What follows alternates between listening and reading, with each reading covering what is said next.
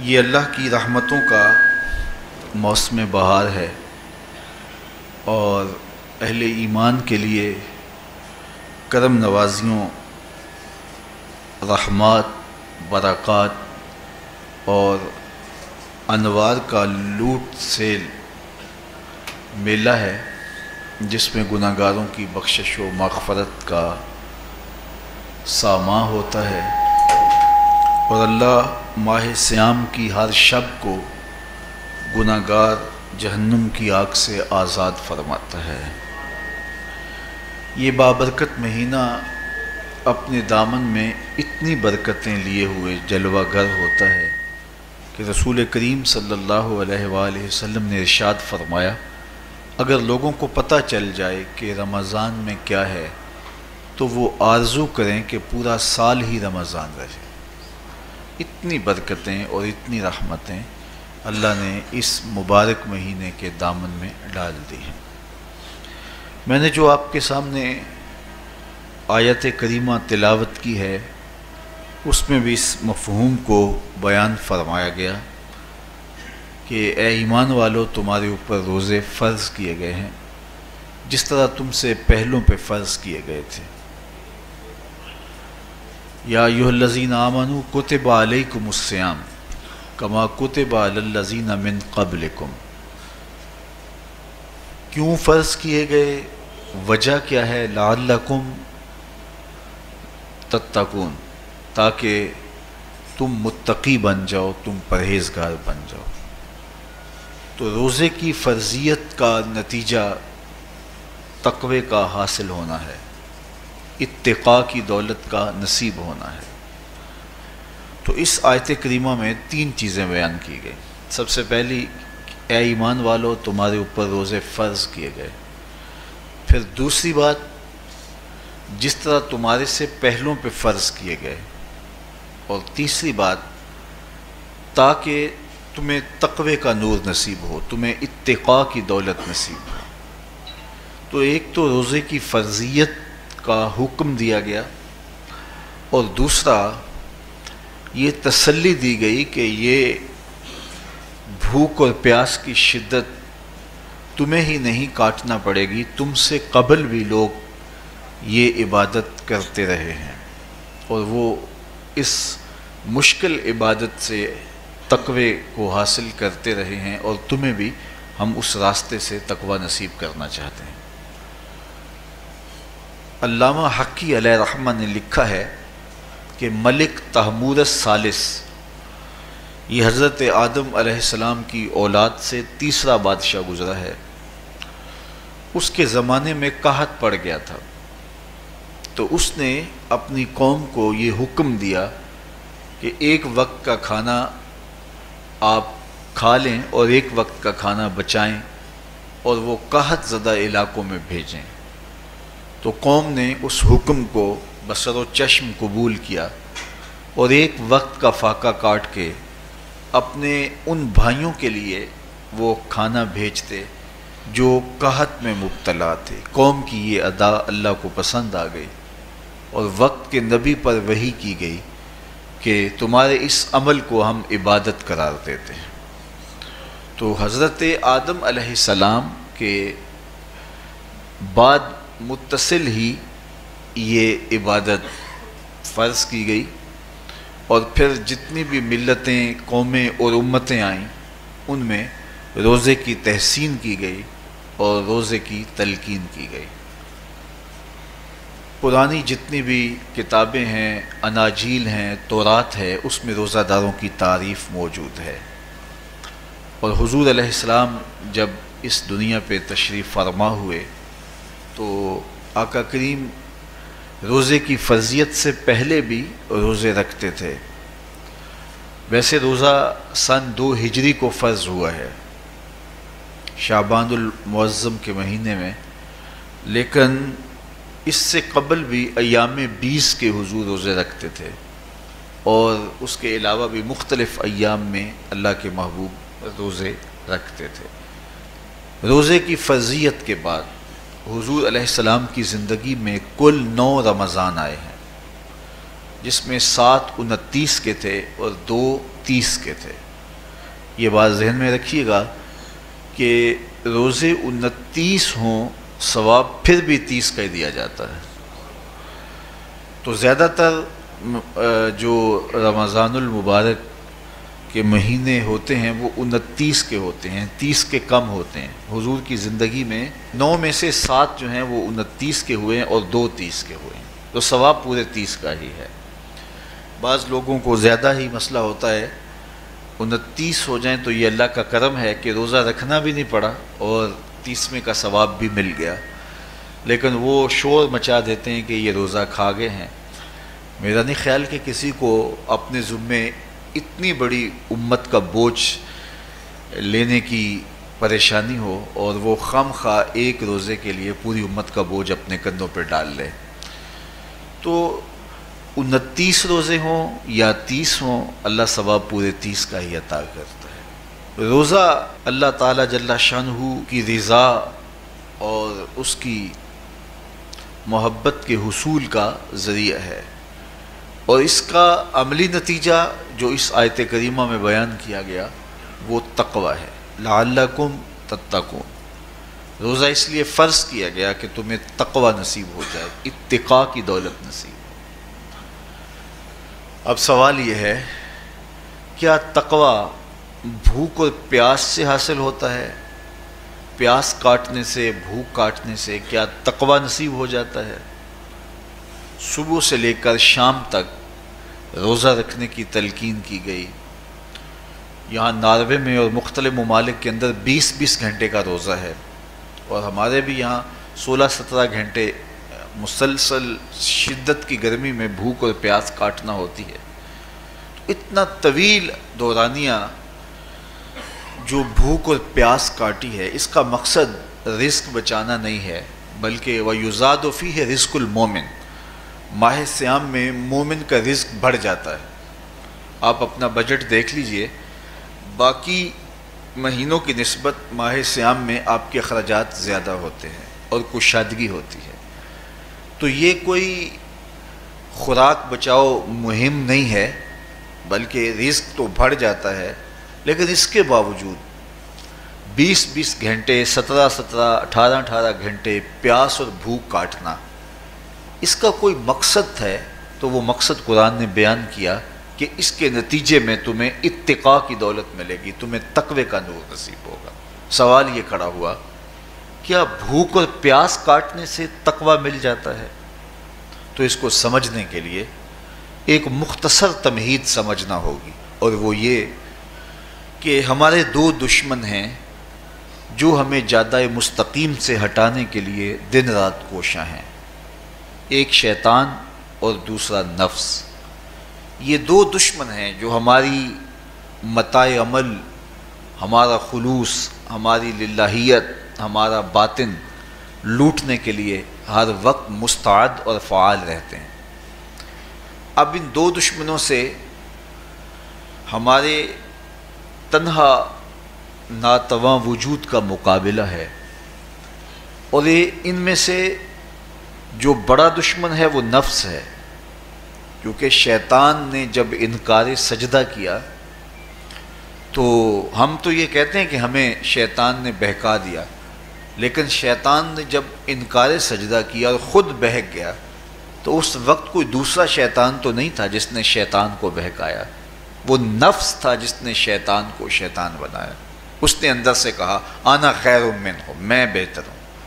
تو یہ انانیت جو تھی، انا خیر منہ، اس نے اس کو بہکایا. تو شیطان کو شیطان بنانے والا نفس ہے، تو نفس شیطان سے بھی بڑا دشمن ہے. ایک بزرگ تھے، وہ ساری زندگی اپنی زبان پہ انا کا لفظ نہیں آنے دیتے تھے. اس مفہوم کو بیان کرنا ہوتا تو وہ با الفاظ دیگر بیان کرتے. میں کا لفظ، انا کا لفظ وہ اپنی زبان پہ ساری زندگی انہوں نے جاری ہی نہیں ہونے دیا. کہتے تھے اس لفظ نے شیطان کا بیڑا غرق کر دیا، تو میں یہ لفظ زبان پہ آنے نہیں دوں گا. اچھا، بندے بھی بڑے عجیب ہوتے ہیں. کسی نے کہا لو ان کی زبان پہ یہ لفظ آتا کیوں نہیں، میں جاتا ہوں اور ان کی زبان پہ یہ لفظ آئے ہی آئے. چلے گئے. بزرگ تشریف فرما تھے، نماز کا وقت قریب ہو رہا تھا. حضرت ایک مسئلہ پوچھنے آیا ہوں. کہا پوچھئے. شیطان کو کس چیز نے برباد کیا؟ حضرت آپ تو بولیں گے کہ میں نے، آنا نے، تو کہوں گا جیسے بھی ہوا ان کے زبان پہ لفظ میں تو آ ہی گیا نا. تو وہ بزرگ بھی بڑے سیانے تھے، اس کی نیت کا کھوٹ سمجھ گئے. فرمانے لگے بیٹا نماز کا وقت ہو گیا ہے، نماز پڑھ لیتے ہیں پھر اس پہ بات ہوتی ہے. نماز ہوئی، سلام پھرا تو خود ہی فرمانے لگے کسی نے کہا تھا کہ شیطان کو کس چیز نے برباد کیا، جواب دینا چاہ رہا ہوں کس نے پوچھا تھا، جھٹ کھڑا ہو گیا میں نے. کہا اسی چیز نے اس کا بیڑا غرق کر دیا. تو جو نفس تھا وہ شیطان کو شیطان بنانے والا ہے. تو ہمارے ساتھ نفس بھی لگا ہوا ہے، ہمارے پیچھے شیطان بھی لگا ہوا ہے. شیطان بھی بڑا مکار دشمن ہے، چھوٹا دشمن یہ بھی نہیں ہے. یہ ہماری متاع عزیز کو، متاع ایمان کو، متاع عمل کو، متاع خلوص کو لوٹنے کے لیے دن رات مستعد اور فعال رہتا ہے. اللہ کے محبوب نے فرمایا الشیطان جاسم علی قلب ابن آدم فاذا ذکر اللہ خانسا واذا غفل وسوسا. شیطان اولاد آدم کے دل پہ قبضہ جما کے بیٹھ جاتا ہے. جب یہ اللہ کا ذکر کرتا ہے تو بھاگ جاتا ہے، اور جب یہ اللہ کے ذکر سے غافل ہوتا ہے تو یہ وسوسہ اندازی کرتا ہے. تو شیطان اولاد آدم کے دل پہ قبضہ جماتا ہے. اسے پتہ ہے کہ دل قابو میں آ گیا تو پورا بدن قابو میں آ گیا، چونکہ میرے اعضائے بدنیاں میرے دل کے تابع ہیں. موسم اچھا ہے، رت سہانی ہے، صحن چمن میں پھول کھلے ہیں، لیکن میرا دل نہیں چاہ رہا تو ٹانگیں جنبش ہی نہیں کریں گی. مرغن غذائیں سامنے پڑی ہیں اور آپ کا تقاضا ہے کہ جناب لے لیجئے، لیکن میرا جی نہیں چاہے گا تو ہاتھ جنبش نہیں کریں گے. آسمان ستاروں اور کہکشاؤں سے بھرا ہوا ہے، جی نہیں چاہے گا تو نظر نہیں اٹھے گی. آپ سماعتیں بچھائے بیٹھے تھے، جی نہیں چاہے گا زبان نہیں بولے گی. تو پورے آزاد دل کے تابع ہیں، اور اگر دل شیطان کے تابع ہو گیا، اس کے ہتھے چڑھ گیا، تو پھر اعضاء وہی کریں گے جو شیطان چاہے گا. اور اگر یہ دل مالک کی محبت سے سرشار ہوگا تو پھر دل جو چاہے گا وہی اعضاء کریں گے. تو دل اللہ کی نافرمانی کی چاہت ہی پیدا نہیں ہونے دے گا، تو اعضائے بدنیاں کا رخ بھی اللہ کی رضا کے حصول کے لیے ہوگا. تو شیطان بھی قبضہ دل پہ جماتا ہے اور دل کو قابو میں کر کے حضرت انسان کا بیڑا غرق کرتا ہے. اللہ تعالیٰ کا کرم یہ ہوا اذا جاء رمضان سلسلۃ الشیاطین. اللہ کے محبوب علیہ السلام ارشاد فرماتے ہیں جب ماہ صیام آتا ہے تو شیاطین جکڑ دیے جاتے ہیں، جنت کے دروازے کھول دیے جاتے ہیں، جہنم کے دروازے بند کر دیے جاتے ہیں. اب ہمارے دو دشمن تھے، ایک نفس اور دوسرا شیطان. دونوں کے مقابلے میں ناتواں اور کمزور جان کو مقابلے میں آنا پڑتا تھا. لیکن جب ماہ صیام آیا، یہ ماہ انور آیا، تو ہمارے دو دشمنوں میں سے ایک دشمن باندھ دیا گیا. اب ہمارا مقابلہ صرف ایک دشمن سے رہ گیا. دیکھیے ماہ رمضان آتا ہے تو مسجدوں کے در کشادہ ہو جاتے ہیں، لوگوں کا رجحان دین کی طرف ہوتا ہے. جو 5 نمازیں بھی نہیں پڑھتے ہوتے ان کو تراویح میں بھی کھڑا ہوتا دیکھتے ہیں. اہتمام ہوتا ہے، نیکی کا، صدقہ و خیرات کا ماحول پیدا ہوتا ہے. ایسا کیوں ہے؟ کہ شیطان بند گیا. لیکن اس کے باوجود نظر بھٹک رہی ہے، خیالوں میں آوارگی ہے، اور رشوت کا بازار گرم ہے. کیوں؟ کہ ابھی نفس موجود ہے. تو نیکی کا جو ماحول پیدا ہوا یہ شیطان کے بند جانے کی وجہ سے، اور برائی کا ماحول اب بھی موجود ہے یہ نفس کے موجود ہونے کی وجہ سے. تو ہمارے دو دشمن ہیں جو ہمیں جادہ مستقیم سے ہٹاتے ہیں، ایک شیطان اور دوسرا نفس. اب جب ماہ صیام آیا تو شیطان باندھ دیا گیا. اب ہمارا مقابلہ صرف نفس سے ہے، اور یہ نفس شیطان سے بھی بڑا دشمن ہے. شیطان کو شیطان بنانے والا نفس ہے، اور وہ ہمارے ساتھ جڑا ہوا ہے. ماہ صیام میں شیطان تو بند گیا لیکن نفس نہیں بندھا. اب ہمیں اپنے نفس کو کمزور کر کے اور اپنی فتح حاصل کرنی ہے اور تقوی کی منزل کو پانا ہے. اب شیطان تو اللہ نے باندھ دیا، اب نفس کو کیسے باندھیں؟ تو آئیے نفس کی بندش کیسے ہوگی یہ کسی ایکسپرٹ سے پوچھیں گے کہ یہ کیسے اس کو باندھیں گے، اس کو کیسے قابو میں کریں گے. تو کسی ایسے شخص سے پوچھیں جو اس شعبے کا ماہر ہو.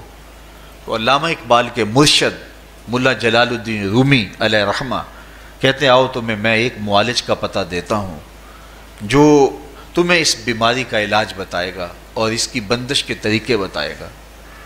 شیخ رومی علیہ رحمہ فرماتے ہیں ہفت شہر عشق را اتار گشت ما ہنوز اندر خم یک کوچام۔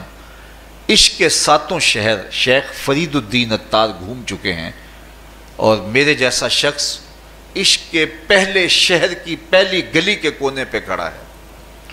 اب اندازہ کیے کہ جن کا پتہ حضرت مولا جلال الدین رومی دے رہے ہیں وہ کس بلند مرتبے پہ فائز المرام ہے۔ فرمایا کہ وہ عشق کے 7 شہر گھوم چکے ہیں اور میں پہلے شہر کی پہلی گلی کی نکر پہ کھڑا ہوں۔ اب شیخ فرید الدین علیہ رحمہ سے پوچھئے کہ شیطان تو بند گیا، اب نفس کا وبال ہمارے اوپر پڑ رہا ہے اور ہم اس کے باوجود ماہ صیام کے اندر گناہوں میں منہمک ہیں، تو ہمیں بتایا جائے کہ اس نفس کا علاج کیسے کیا جائے، ہمیں آپ کا پتہ بتایا گیا ہے۔ تو شیخ فرید الدین اتار بولے نفس نتواں کشت اللہ باسے چیز بات گوئم یاد گیرش اے عزیز۔ نفس نہیں مرتا، لیکن اگر 3 اسلحے تیرے پاس ہوں تو یہ ٹھہر بھی نہیں سکتا۔ وہ 3 اسلحے کون سے ہیں؟ خنجر خاموشی و شمشیر جو، نیزائے تنہائی و ترک ہجو۔ خاموشی کا خنجر، بھوک کی تلوار اور تنہائی کا نیزہ، یہ 3 اسلحے ایسے ہیں اگر تو یہ لے کر کے نفس پہ ٹوٹ پڑے تو پھر نفس کا مقابلہ تیرے لیے آسان ہوگا۔ خنجر خاموشی، خاموشی کا خنجر، اللہ کے محبوب علیہ السلام نے فرمایا من صامت نجا، جو خاموش ہو گیا وہ نجات پا گیا، کیونکہ انسان کی زندگی کی زیادہ آفتیں اس کی زبان کی وجہ سے ہیں۔ آپ اپنے گناہوں کا اور میں اپنے گناہوں کا اگر احتساب کروں تو ہمیں سب سے زیادہ گناہ زبان کے ملیں گے۔ آنکھیں بھی گناہ کرتی ہیں، ہاتھ بھی گناہ کرتے ہیں، پاؤں بھی گناہ کرتے ہیں، لیکن سب سے زیادہ گناہ زبان کرتی ہے۔ جھوٹ بھی بولتی ہے، غیبت بھی کرتی ہے، شکوہ بھی کرتی ہے، گالی سب و شتم اور کیا کچھ زبان کے گناہ ہیں۔ اسی لیے اللہ کے محبوب نے فرمایا جو تمہارے 2 جبڑوں کے درمیان ہے یعنی زبان اور 2 ٹانگوں کے درمیان ہے تمہاری پارسائی کی جگہ، تم ان 2 چیزوں کی مجھے ضمانت دے دو، میں محمد تمہیں جنت کی ضمانت دے دیتا ہوں۔ تو انسان کے سب سے زیادہ گناہ زبان کے ہیں اور اس کی پارسائی کی جگہ کے۔ تو اس لیے میرے حضور نے فرمایا من صمت نجا، جو خاموش ہو گیا وہ نجات پا گیا۔ خنجر خاموشی، خاموشی کا خنجر نفس کشی کا ایک مؤثر ذریعہ ہے۔ اور دوسری بات بشمشیر جو، اور بھوک کی تلوار، تو بھوک سے نفس کا مقابلہ کیا جا سکتا ہے، بھوک کی تلوار سے نفس کا سر کاٹا جا سکتا ہے۔ اللہ کے محبوب کا فرمان سنیے یا معاشر الشباب من استطاع منکم الباء فلیتزوج فإنہ اغض للبصر واحسن للفرج فمن لم یستطع فعلیہ بالصوم فإنہ لہ وجاء۔ اے جوانوں کے گروہ، تم میں سے اگر کوئی نکاح کرنے کی طاقت رکھتا ہے تو وہ دیر نہ کرے، فی الفور نکاح کر لے، یہ نظر کا اور پارسائی کا محافظ ہے۔ لیکن اگر تم میں سے کوئی نکاح کرنے کی فی الحال پوزیشن میں نہیں ہے تو وہ کثرت کے ساتھ روزے رکھے۔ روزے قاطع شہوات ہیں، تو بھوک سے نفس کو جو ہے وہ روکا جا سکتا ہے، اس کو لگام ڈالی جا سکتی ہے۔ تیسری بات نیزہ تنہائی، تنہائی کا نیزہ، تو فرمایا گیا کہ العافیت فی العزلہ، کہ تنہائی کے اندر ہی عافیت ہے۔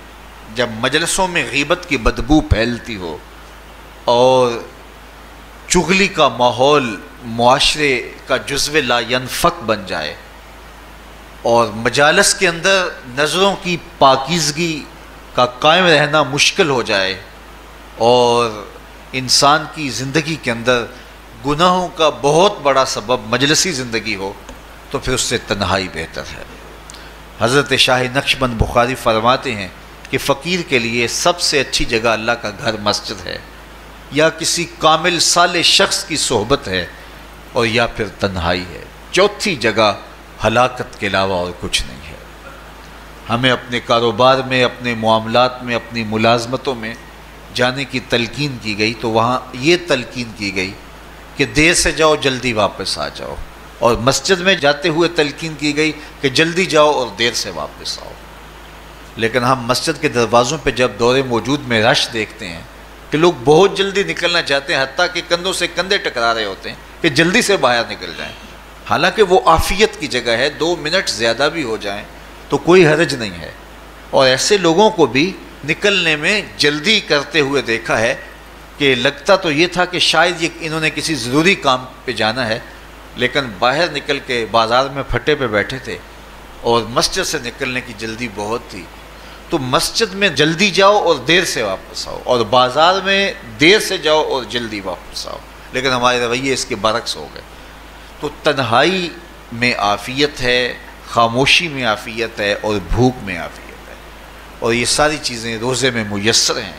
فرمایا تم سے اگر کوئی شخص الجھے، بحث کرے، لڑائی کرنا چاہے تو تم اسے کہو انی صائم، میں نے روزہ رکھا ہوا ہے۔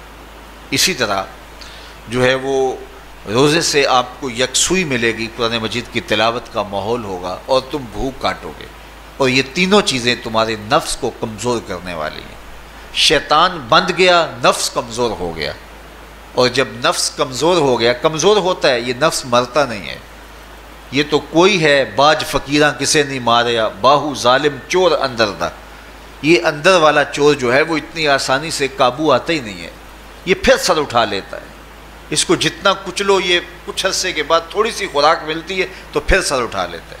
حضرت باجید بستامی کہتے ہیں میں نے اپنے نفس کو ایک دن کہا کہ میں تجھے خوراک بھی نہیں دیتا اور تو پھر بھی موٹا تازہ ہے، تو میرے نفس نے مجھے کہا کہ اے بایزید جب تم بازار سے گزرتے ہو تو لوگ انگلیاں اٹھا اٹھا کہتے ہیں یہ بایزید جا رہا ہے، یہ بایزید جا رہا ہے، تو مجھے میری غذا اور خوراک اس سے مل جاتی ہے۔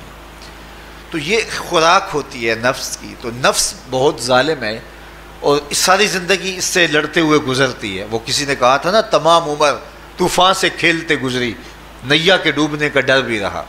تو یہ ساری زندگی اس طرح ٹکراتے ہوئے سے گزرتی ہے، لیکن جب کمزور ہو جائے تو پھر یہ شیطان کو جو ہے وہ موقع نہیں دیتا ہے۔ لیکن اگر نفس اگر ماہ صیام میں ہمارا کمزور نہ ہوا، صرف ہم نے بھوک ہی کاٹی اور باقی اپنے معمولات وہی رکھے، تو میرے حضور نے فرمایا جس نے جھوٹ اور برے کام نہیں چھوڑے اور جھوٹے کام ترک نہیں کیے، اس کے بھوکا اور پیاسا رہنے کی اللہ کو کوئی ضرورت نہیں ہے۔ روزہ تو ایک مشق تھی، یہ تو باطن کی تطہیر کا ایک ذریعہ تھا، یہ تو من کی تہذیب کا ایک ذریعہ تھا، یہ تو نفس کی شر سے اپنے آپ کو بچانے اور شیطان کے مکر و فریب سے بچانے کا ایک ذریعہ تھا۔ دیکھیے شیطان بند جاتا ہے ماہ صیام میں، حدیث واضح ہے، لیکن نفس موجود رہتا ہے۔ اگر نفس کمزور ہو گیا تو شیطان چھٹ کے بھی کچھ نہیں کرے گا، کیونکہ شیطان باہر کا دشمن ہے، نفس اندر کا دشمن ہے۔ جب تک اندر والا دشمن ساتھ نہیں دیتا، باہر والا دشمن کچھ نہیں کر سکتا۔ ہمارے دیہاتوں میں چوری ہو جائے تو بوڑھے بزرگ سر جوڑ کے بیٹھ جاتے ہیں کہ چور کہاں سے آیا، کیسے آیا، تو ایک نقطے پہ سارے متفق ہوتے ہیں کہ اندر کا کوئی بھیتی ضرور موجود ہے۔ اگر اندر کا کوئی بھیتی موجود نہیں ہے تو چور باہر سے آ کے حملہ آور ہو ہی نہیں سکتا ہے۔ تو شیطان باہر کا چور ہے، نفس اندر کا بھیتی ہے، اور اگر یہ اندر والا باہر والے کا ساتھ نہ دے تو شیطان انسان پر حملہ آور ہو ہی نہیں سکتا۔ اس لیے اس کو قابو کر لیں، اس کو رام کر لیں، تاکہ شیطان چھٹنے کے باوجود بھی جو ہے وہ ہمارے اوپر حملہ آور نہ ہو سکے۔ ورنہ وہ تو پیچ و تاب کھا رہا ہے کہ یہ جو تم نمازیں پڑھتے ہو، سروں پہ ٹوپیاں تم نے پہنی ہیں اور بڑے شریف بن کے مسجد میں جا رہے ہو، ذرا چھٹ لوں عید کے دن ہی جو ہے وہ تمہارا سارا کیا دھرا برباد نہ کیا تو مجھے شیطان نہ کہنا۔ تو وہ سب کچھ برباد کر دیتا ہے اگر ہمارے نفس کی تہذیب نہیں ہوتی۔ تو یہ اللہ نے ایک ہمیں موقع دیا ہے، پورا ایک مہینہ ہے، ایک ورکشاپ ہے باطن کی تطہیر کے لیے اور ایک اندر کی پاکیزگی کے لیے ہمیں ایک موقع فراہم کیا گیا ہے، اور اس سے ہم بھرپور فائدہ حاصل کریں۔ قرآن مجید کی کثرت کے ساتھ تلاوت، صلاۃ التراویح میں شمولیت اور خاموشی کا اختیار کرنا، اور جو ہے وہ اللہ کے ذکر فکر کی طرف متوجہ رہنا اور بھوک کاٹنا، اس کا عملی نتیجہ یہ ہوگا کہ اتقاء کی دولت نصیب ہوگی۔ دیکھیے ماہ صیام میں ہمیں ان کاموں سے بھی روک دیا گیا جو کہ کام جائز تھے، کھانا پینا اور جو ہے وہ اپنی منکوحہ سے جنسی تعلق، یہ تو وہ امور تھے کہ جو جائز تھے، مشروع تھے، لیکن اوقات روزہ میں ان جائز کاموں سے بھی ہمیں روک دیا گیا۔ اس فلسفے کو ہمیں سمجھنا ہوگا کہ جو کام شریعت میں جائز تھے، مشروع تھے، روزہ ان سے بھی رک جانے کا نام ہے۔ اور جو چیزیں شریعت میں جائز ہی نہیں ہیں، جھوٹ بولنا ہے، غیبت کرنا ہے، بد نگاہی ہے اور دیگر برے اعمال ہیں، تو یہ چیزیں تو روزہ نہ بھی ہو پھر بھی ناجائز ہیں۔ تو جو چیزیں جائز تھی روزے میں ان سے بھی منع کر دیا گیا، اور جو چیزیں ناجائز ہیں تو اگر کوئی شخص ان چیزوں سے نہیں رکتا تو پھر اس نے روزہ کیا رکھا؟ ایک بندہ بھوک کاٹتا ہے لیکن جھوٹ بولتا ہے، ایک بندہ پیاس کاٹتا ہے لیکن غیبت کرتا ہے، ایک بندہ صبح سے شام تک نہ کچھ کھاتا ہے نہ کچھ پیتا ہے لیکن رشوت لیتا ہے، پھر مجھے بتائیے اس نے روزہ کیا رکھا؟ روزہ تو ایک مشق تھی کہ جو چیزیں جائز تھی ان سے بھی منع کر دیا گیا، ان سے بھی روک دیا گیا، اور جو ناجائز تھی وہ تو پہلے ہی ناجائز تھی، روزے کے بغیر بھی ناجائز تھی۔ تو اس لیے روزہ ایک مشق ہے۔ ہمارے سامنے مرغن غذا موجود ہے، ہمارے پاس سامنے ٹھنڈا مشروب موجود ہے، اور ہمیں مشق کرنے کی تلقین کی گئی کہ تمہیں بھوک ہے، شدت کی پیاس ہے، لیکن صبر کر کے دکھاؤ تم نہیں لوگے، یہ تمہاری مشق ہے۔ تو پھر جو حرام ہوگا، اللہ کی طرف سے ممنوع ہوگا، تو اس کو تم کس طرح لوگے جب تمہاری یہ مشق ہو چکی؟ لیکن ہم اس مشق کے اندر ہی جب ان سے نہیں رکیں گے تو پھر ہمارا روزہ ہی نہیں ہوگا، پھر بھوک اور پیاس کاٹنے کے علاوہ کچھ نہیں ہوگا۔ بہت سارے روزہ دار ایسے ہیں جن کا روزہ سوائے بھوک اور پیاس کاٹنے کے کچھ نہیں ہے۔ اس لیے جن چیزوں سے اللہ نے منع کیا ہے ان سے تو رکنا ہی رکنا ہے۔ جو چیزیں مشروع ہیں ان سے وقتی طور پہ روکا گیا تو ان سے بھی روک کر کے روزے کی تکمیل کی جائے۔ اچھا، روزے میں ایک اور چیز ہے کہ ہمارے صوفیاء مراقبہ کر کے ایک دولت پاتے ہیں، اور وہ کیا کہ اللہ دیکھ رہا ہے۔ وہ مراقبے میں بیٹھ جاتے ہیں اور اس تصور میں ڈوب جاتے ہیں کہ میرا اللہ مجھے دیکھ رہا ہے، اور یہ یقین اپنے اندر اتارتے رہتے ہیں۔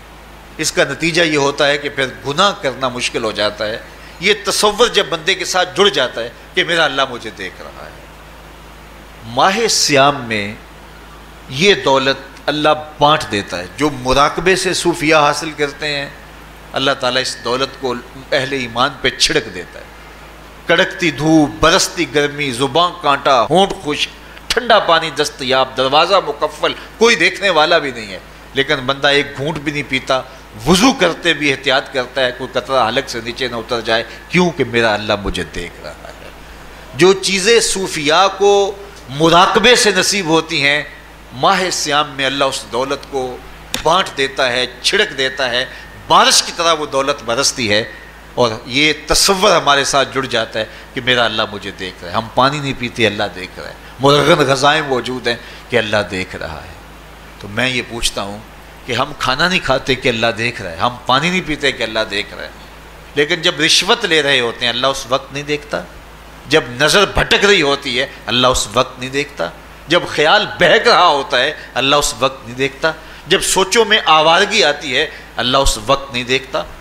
تو یہ صرف وہ کھانے اور پینے کو ہی دیکھ رہا ہے، باقی امور زندگی کو نہیں دیکھ رہا، اور وہ کیا صرف رمضان میں دیکھتا ہے، غیر رمضان میں نہیں دیکھتا؟ تو یہ جو نور اترا تھا ماہ سیام میں، اس کو اپنے اندر اگر جذب کر لیا جائے تو زندگی سنور جاتی ہے۔ جو مراقبوں سے حاصل ہوتا تھا ماہ سیام میں، وہ میਂہ کی طرح برسا، اور ہم اس کے اپنے اندر سمولیں، جذب کر لیں، تو نتیجہ یہ ہوگا کہ ہماری زندگی نور نہ لا نور ہو جائے گی۔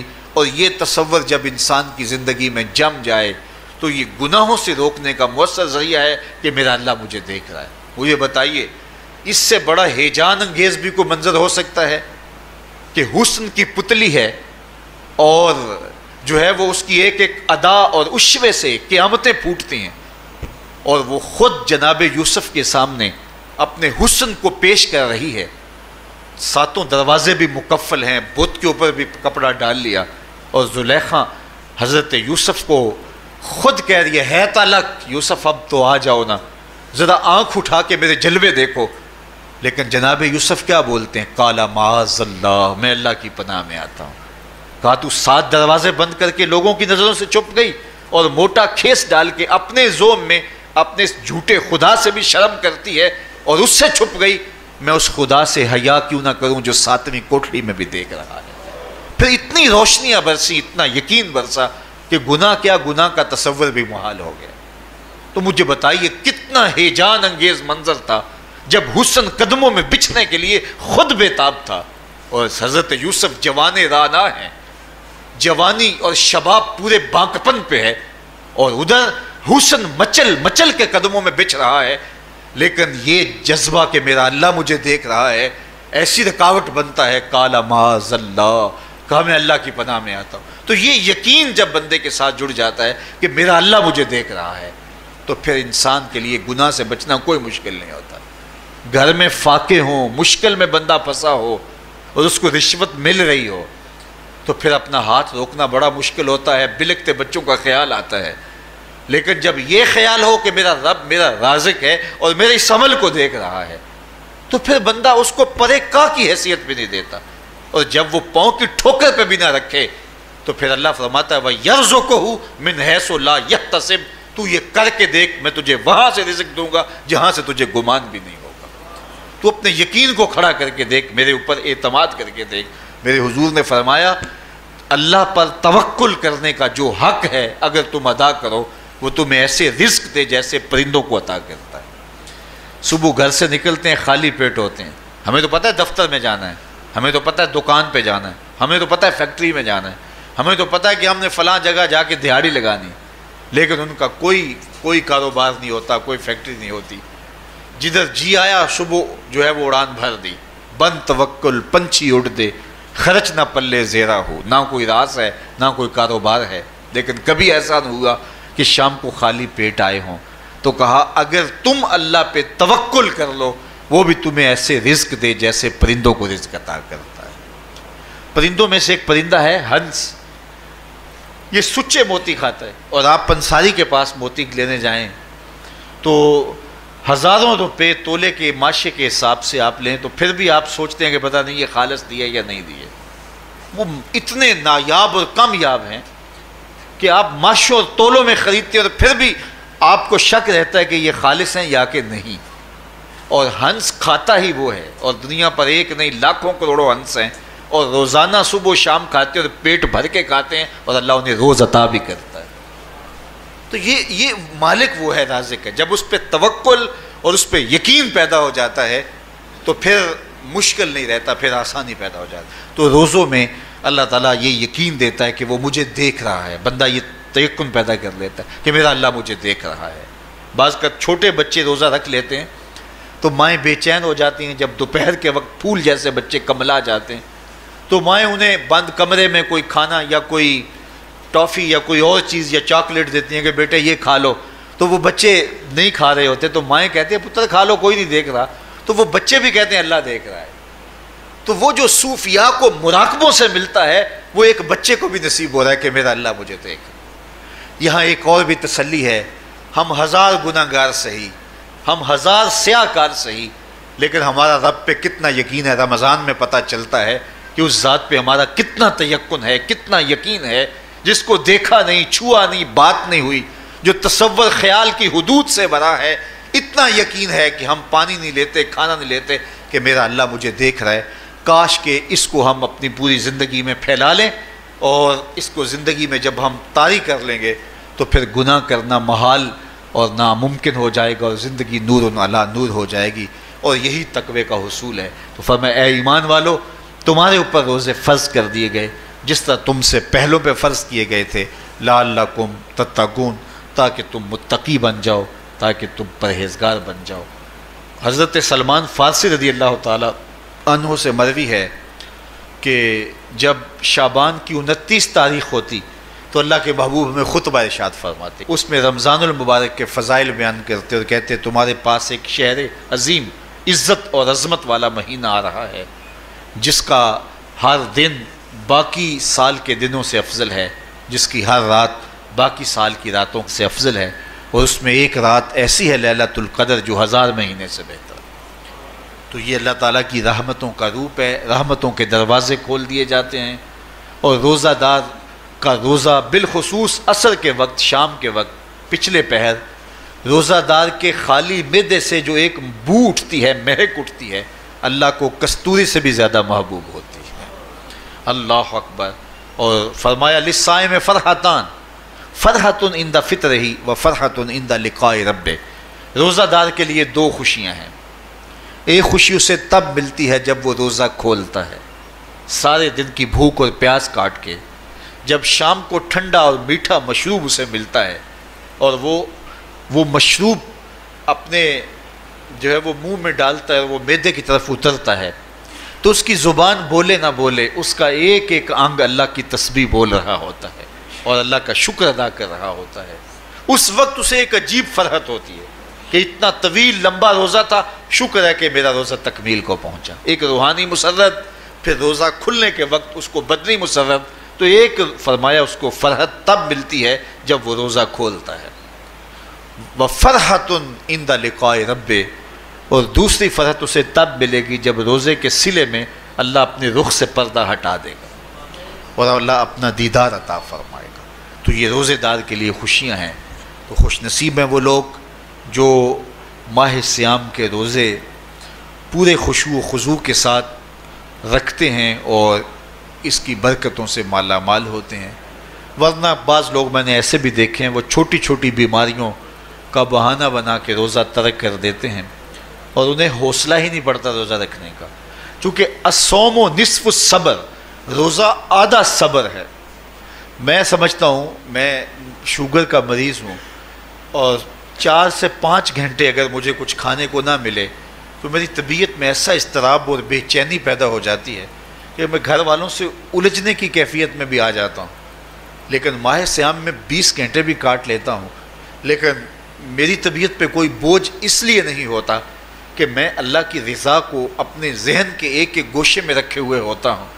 تو یہ آدھا صبر ہے، یہ صبر سکھاتا ہے۔ اور پھر روزے سے جب ہم بھوک کاٹتے ہیں تو غربا، مساکین، وہ لوگ جو بیچارے بھوک اور پیاس کاٹ کے زندگی گزارتے ہیں، ان کا بھی ہمیں خیال آتا ہے کہ ہمیں تو اپنے اختیار سے چند لمحوں کے لیے بھوک کاٹنی پڑی، تو اس کی کلفت اور اس کی اذیت اتنی ہے۔ تو جو شخص مجبوری کی وجہ سے کاٹتے ہیں اور ان کے بلکتے بچے ان کے سامنے ہوتے ہیں تو پھر ان کا عالم کیا ہوگا۔ تو اس سے پھر صدقہ اور خیرات کا ماحول پیدا ہوتا ہے اور ہم غربا کو اپنے ساتھ خوشیوں میں شریک کر